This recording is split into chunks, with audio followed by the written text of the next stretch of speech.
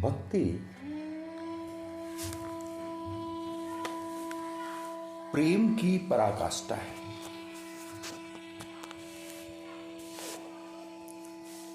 प्रेम के बीज जब मन मस्तिष्क में जाके पड़ते हैं,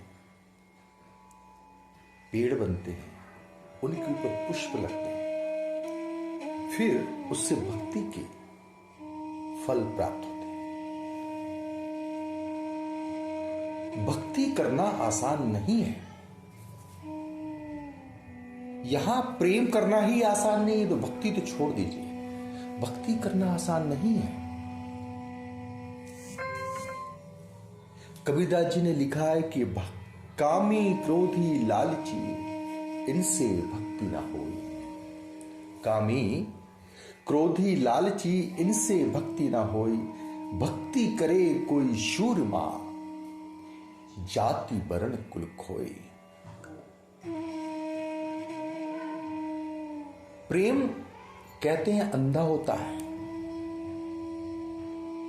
और भक्ति जीते जी अपने आप को पूर्ण खत्म कर देना। अंधे की बात नहीं है, अंधा तो होना ही पड़ेगा, प्रेम में ही अंधा होना पड़ेगा। और भक्ति तो पूर्ण खत्म कर देना अपने आप को होता है। भक्ति करे कोई शूरमा जाति पर कुल खोए। शूरमा, बहुत बड़े पुरुषार्थ की जरूरत पड़ती है भक्ति करने के लिए। आसान नहीं होती भक्ति। हम जिसे भक्ति कहते हैं ना, वो भक्ति नहीं है। वो पूर्ण स्वार्थ में डूबा हुआ हमारा कृत है। हम अपनी इच्छाओं के वशीभूत होकर के मंदिर जाते हैं, प्रसाद चढ़ाते हैं, प्रभु को याद करते हैं। हम अपने कष्टों से भागकर प्रभु की तरफ जाते हैं।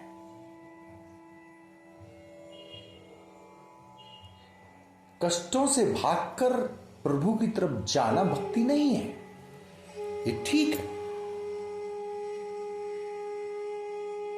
इसलिए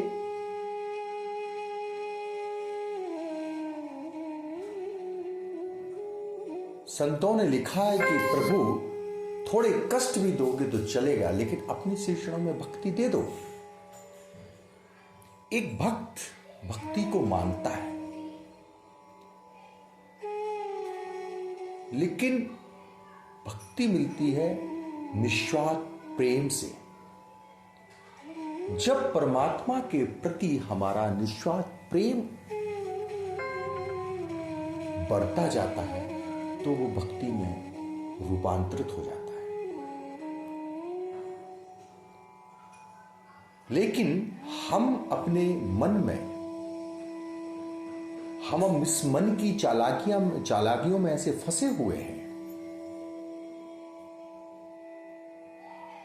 कि निश्चल भक्ति हम नहीं कर पाते। हमारा मन हमको चतुराइयां सिखाता रहता है, वो तुमको चतुर होना सिखाता है। अच्छा, विचार करिए, हनुमान जी जो भक्ति शिरोमणि है, जिनको सबसे बड़ा भक्त कहा गया है, वो राम से बदले में क्या लेते हैं? कभी किसी ने विचार किया? हनुमान, अगर हम अपने जैसे हनुमान को मान लें तो हमारे पास कोई ना कोई इच्छा होती है। हनुमान क्या लेते हैं बदले में? कुछ कभी विचार करिए, क्या लेते हैं? कुछ तो लेते होंगे। बदले में हनुमान चाहते हैं आनंद। भक्ति अपने आप में आनंद स्वरूप है। परमात्मा का जो स्वरूप है वो है सत्य चित आनंद का। सत्य चित आनंद। सत्य क्या है, चित क्या होता है और आनंद कैसे उपलब्ध होता है, हम इस पर आगे चर्चा करेंगे।